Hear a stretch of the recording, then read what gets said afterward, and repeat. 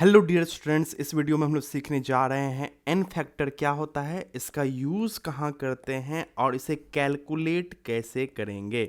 Okay, तो अगर आपको ये वीडियो पसंद आए तो वीडियो को लाइक करना और चैनल को सब्सक्राइब करना ना भूलें। तो चलिए बात करते हैं। तो सबसे पहले एन फैक्टर का इस्तेमाल हम लोग करते हैं इक्विवेलेंट वेट या इक्विवेलेंट मास कैलकुलेट करने के लिए, जो कि यूज़ होता है नॉर्मेलिटी में।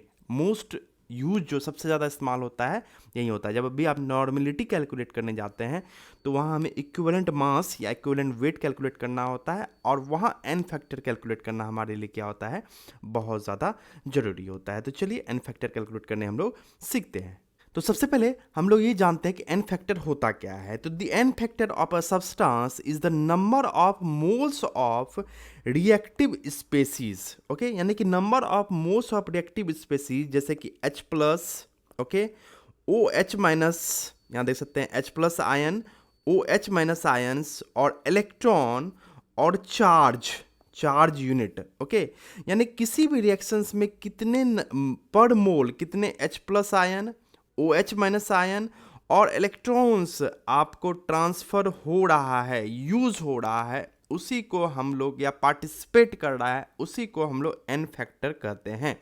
यहाँ मैंने प्रॉपरली डिफिनेशन लिखा दिया। The N factor of a substance is the number of moles of reactive species such as S plus ion, O H minus ion, electron और charge unit that participated in a chemical reaction per mole of the substance. पर मोल में कितना होगा। वैसे कहीं पे भी N factor का आपको जो है डिफिनीशन नहीं पूछा जाता है, लेकिन तब भी मैंने लिख दिया। मेनली आता है कैलकुलेट कैसे करेंगे एन फैक्टर। तो एन फैक्टर कैलकुलेट कैसे करेंगे, तो देखिए डिफरेंट तरह के सब्सटेंस के लिए अलग अलग तरीके से कैलकुलेट करते हैं। जैसे एसिड के लिए हम बेसिसिटी ऑफ एसिड, यानी कि कितना H प्लस दिया गिव्स H प्लस, यही एन फैक्टर होगा। ओके, यानी कोई भी एसिड कितना H प्लस दे रहा है वही एन फैक्टर होगा। जैसे H2SO4 हम जानते हैं, H2SO4 कैसे टूटता है, तो 2H प्लस और प्लस SO4 2 माइनस में, तो ये 2H प्लस दे रहा है, तो इसका एन फैक्टर कितना हो जाएगा, 2 हो जाएगा डियर स्टूडेंट। उसके बाद HCl में हम जानते हैं अच्छी तरह से, HCl एक H प्लस आयन देगा, ओके, और एक Cl माइनस आयन, तो इसका एन फैक्टर कितना हो जाएगा, ओके, तो इसका एन फैक्टर हो जाएगा 1। जस्ट लाइक एसिड में आप समझ गए, जितना H प्लस आयन दे, बेस में जितना OH minus ion they, acidity of base आप जानते हैं, जितना OH माइनस आयन देगा वही कहलाएगा।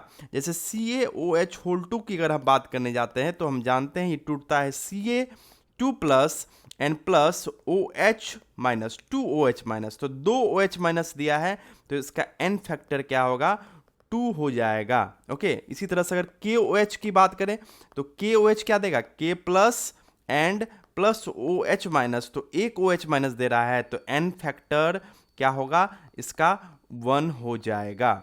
जस्ट लाइक अगर हम लोग सॉल्ट की बात करें तो मैक्सिमम चार्ज, यहाँ पे मैक्सिमम जो है चार्ज कितना होगा, आइदर केटाइन या एनायन। ठीक, जैसे फॉर एग्जांपल Na2SO4 की अगर हम बात करते हैं तो ये डिकम्पोज होगा 2Na plus plus SO4 2 minus, तो इसमें देख रहे हैं मैक्सिमम चार्ज किसके ऊपर है, यहाँ एनायन के ऊपर 2 है, तो इसका एन फैक्टर क्या हो जाएगा, 2 हो जाएगा डियर स्टूडेंट्स। इस तरह से आप देख लेंगे कैटाइन एनायन में जिसके पास ज़्यादा चार्ज होगा वही आपका एन फैक्टर होगा।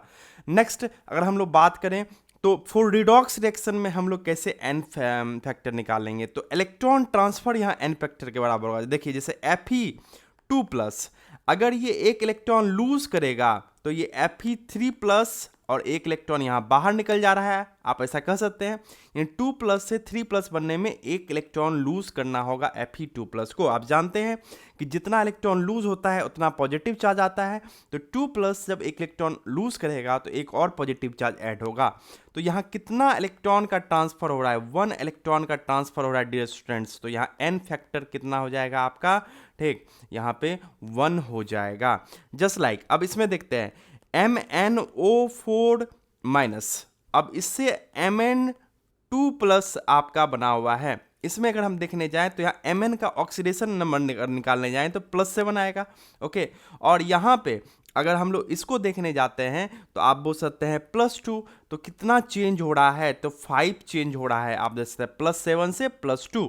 ओके, तो n फैक्टर कितना हो जाएगा इसका, आप बोल सकते हैं 5 हो जाएगा। यहाँ MnO2 माइनस का कैसे निकला है, तो आप मैं बता देता हूँ। MnO4 यहाँ ध्यान देते हैं, MnO4 माइनस है, इसका ऑक्सीडेशन निकालना हो तो x का हम लोग Mn का x मान लिए, और प्लस -2 ऑक्सीजन का होता है, और कितने ऑक्सीजन है 4 इक्वल टू -1।